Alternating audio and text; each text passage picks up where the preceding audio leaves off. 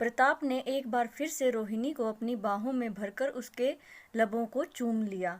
रोहिणी देर तक प्रताप को प्यार से निहारती रही, फिर शर्माकर बोली, हटो, अब जाने दो मुझे। इतनी रात गए तुम्हारे घर से निकलते किसी ने देख लिया तो हंगामा हो जाएगा। विपक्षी दल वाले तुम्हारे पीछे पड़ जाएंगे, एक मुद्दा मिल जाएगा उन्हें। तो फिर आज मेरे घर में ही ठहर जाओ ना, जाने की ज़रूरत ही क्या है। अपनी वार्डन को कह दो कि ऑफिस में किसी काम से बाहर जाना पड़ा। रावी भी अब 15 दिन से पहले नहीं आएगी। 15-20 दिनों की बात कहकर मायके गई है। उसके भाई के बेटे का मुंडन है ना, ऐसे में मुझे किसी की परवाह नहीं। खूब मस्ती करेंगे हम दोनों। वाह क्या बात है। बीवी गई और प्रेमिका को घर में बुला लिया। मिस्टर प्रताप देश के नामचीन खानदान के चश्मो चिराग और उभरते हुए युवा नेता, जिनका नाम ही काफ़ी है। सोचा है कभी किसी ने आपकी चोरी पकड़ ली तो राजनीतिक गलियारों में कैसा हंगामा मच जाएगा। रोहिणी शरारती नज़रों से देखते हुए बोली, चोरी तो तुमने की है मेरे दिल की। मैं तो चाहता हूँ न कोई अंदर आए और न कोई बाहर जाए, बस वक्त यहीं ठहर जाए। तुम हमेशा के लिए मेरी बाहों में रह जाओ। ओके, तो तुम बैठकर बॉबी फिल्म का गाना गाओ, मैं तो निकलती हूँ। वैसे भी तुम्हारे कहने पर आज जनता कर्फ्यू का पूरा दिन तुम्हारे साथ बिताया है। अब जाने दो मुझे। देखो रोहिणी, आज मेरी बात मान जाओ, मेरे पास ही रुक जाओ। तुम्हारी तबीयत भी ठीक नहीं लग रही, कितनी खांसी हो रही है। प्लीज़ रुक जाओ। ओके चलो, रुक जाती हूँ। एहसान दिखाते हुए रोहिणी रुक गई और पर्स में से खांसी की दवाई निकाल कर खा ली। फिर दोनों में ने खूब मस्ती की। अगले दिन वह जाने लगी तो प्रताप ने उसे फिर से रोका। यार, जब एक दिन रुक गई हो तो 2-3 दिन और रुक जाओ ना, क्या अंतर पड़ जाएगा। ओके, रुक जाती हूँ। कोई विरोध किए बिना रोहिणी ने प्रताप के आगे सरेंडर कर दिया। दोनों फिर से प्यार की खुमारी में खो गए। रोहिणी प्रताप की प्रेमिका ही नहीं बल्कि जान भी है। शादी के पहले से ही वह रोहिणी के करीब है। रावी से उसकी शादी एक राजनीतिक समझौता थी। रावी के पापा एक जाने माने नेता हैं। उन्होंने शादी के बदले सहयोग देने का वादा किया था, इसलिए प्रताप को रावी से शादी करनी पड़ी। रावी घर में जरूर आ गई, मगर प्रताप और रोहिणी ने मिलना नहीं छोड़ा। कहीं न कहीं रोहिणी आज भी प्रताप का पहला प्यार था। प्रताप रोहिणी के प्यार में पागल था। ऐसा मौका उन्हें रोज रोज नहीं मिल सकता था।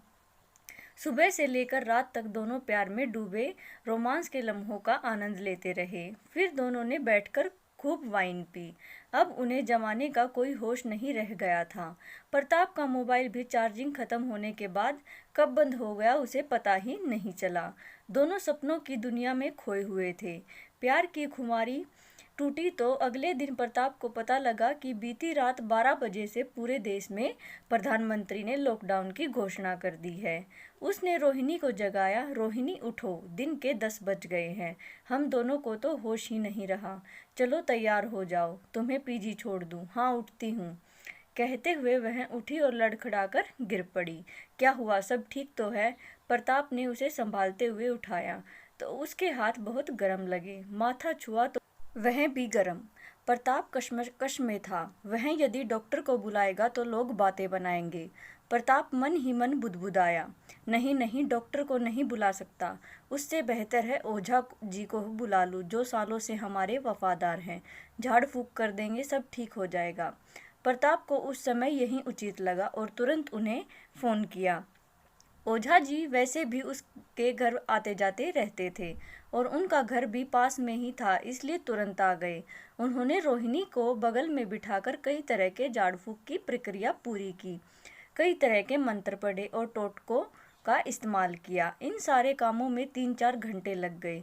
रोहिणी की हालत बेहतर होने के बजाय बिगड़ ही रही थी। प्रताप ने एक बार फिर से दवा देकर रोहिणी को सुला दिया। वह रात प्रताप के लिए बहुत बेचैनी भरी रही। उसे कुछ समझ ही नहीं आ रहा था कि वह क्या करे। तभी उसे पाठक जी याद आए, जो सबकी कुंडलियाँ देखने से लेकर हवन और पूजा पाठ का काम करवाते थे। जब प्रताप बच्चा था तो उसके पिता भी खासतौर पर पाठक को ही बुलाते थे। वे रोहिणी और प्रताप के रिश्ते के बारे में भी जानते थे और फिर विश्वासी भी थे। इसलिए प्रताप को विश्वास था कि उनके जरिए रोहिणी को के यहाँ होने की बात लीक होने की संभावना नहीं थी। पाठक जी ने प्रताप को हवन करवाने की सलाह दी और इसके लिए एक लंबी लिस्ट बना दी। प्रताप ने फटाफट अपने नौकर को लिस्ट में लिखी सामग्री लेने के लिए भेजा। लॉकडाउन की वजह से लिस्ट की कुछ चीज़ें नहीं मिल पाई, मगर ज़्यादातर चीज़ें आ गई थी। बाकी सामान प्रताप ने किसी तरह घर से ही उपलब्ध करा दी और पाठक जी हवन की तैयारी करने लगे। तभी रोहिणी उठी और प्रताप को पुकारने लगी। प्रताप दौड़कर रोहिणी के पास गया। रोहिणी ने परेशान स्वर में कहा, मैं क्या करूं प्रताप, तबीयत बहुत खराब लग रही है, दवा भी असर नहीं कर रही है, प्लीज़ डॉक्टर को बुलाओ। डॉक्टर को कैसे बुलाऊं रोहिणी, समझ नहीं आ रहा। हम दोनों के रिश्ते को लेकर पूरा हल्ला मच जाएगा। तबीयत तो मेरी भी खराब हो रही है, सुबह से ही जुकाम और खांसी है, इसलिए हवन भी करवा रहा हूँ। मुझे खुद डॉक्टर के पास जाना चाहिए, मगर फिर वही सवाल उठेंगे कि यदि कोरोना है तो कहाँ से आया। तुम्हारे साथ मेरे संबंधों का खुलासा करना पड़ेगा और यही मैं नहीं चाहता। 2 महीने बाद चुनाव है, मीडिया में तुरंत खबर फैल जाएगी और विपक्ष वाले मेरा नाम उछालने लगेंगे। वे तो मौके की तलाश में ही रहते हैं। उस पर रावी के पापा इस मसले को बहुत आगे तक ले जाएंगे। लॉकडाउन के बाद घर के बाहर पुलिस और मीडिया भी कहीं न कहीं मेरे घर पर नज़र रखे ही हुए हैं, क्योंकि उन्हें ऐसे समय में नेताओं के घर ताक झांक करने की बुरी आदत होती है। तुरंत न्यूज़ चैनलों में यह खबर बार बार प्रसारित होने लगेगी कि हमदर्दी पार्टी के युवा नेता प्रताप के घर में यह महिला कौन थी, इसे कहाँ ले जाया जा रहा है। इस बार मेरे जीतने की पूरी उम्मीद है। मैंने इतनी समाज सेवा की है, लोगों के बीच गया हूँ, गरीबों की बस्ती में भी अनाज बांटे हैं, किसानों के लिए इतना कुछ किया है, सब 1 मिनट में मिट्टी में मिल जाएगा। प्रताप रोहिणी से अपनी मजबूरी बता रहा था। इधर रोहिणी फिर से सो चुकी थी। प्रताप अंदर से भयभीत हो रहा था, मगर मन में एक आस थी कि शायद हवन करवाने से सारी मुसीबतें दूर हो जाएं। 2-3 घंटे हवन में लगे। पाठक जी ने सारी मुसीबतों को भगा देने का आश्वासन दिया और चले गए। इधर प्रताप के शरीर में भी कोरोना के लक्षण तेजी से बढ़ने लगे थे। रोहिणी को सांस लेने में दिक्कत होने लगी थी। प्रताप समझ नहीं पा रहा था कि क्या करे, किसी डॉक्टर को बुलाए या खुद हॉस्पिटल चला जाए, एडमिट होने या फिर इमरजेंसी नंबर में कॉल करे। रोहिणी की हालत तेजी से खराब होने लगी थी। वह बिल्कुल भी सांस नहीं ले पा रही थी।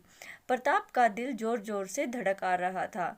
उसे खुद बुखार महसूस होने लगा था। किसी तरह रात बीतने का इंतजार कर रहा था कि सुबह 4 बजे के करीब रोहिणी की धड़कनें रुक गई।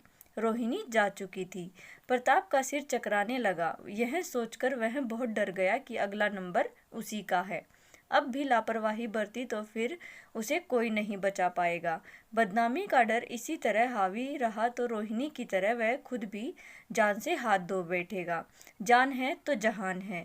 उसने मास्क और ग्लव्स पहनकर जल्दी से अपने पुराने विश्वास पात्र नौकर रामेश्वर काका की मदद से रोहिणी को एक बड़े संदूक में डाला और किसी तरह पीछे की तरफ ग्राउंड में ले जाकर गाड़ दिया।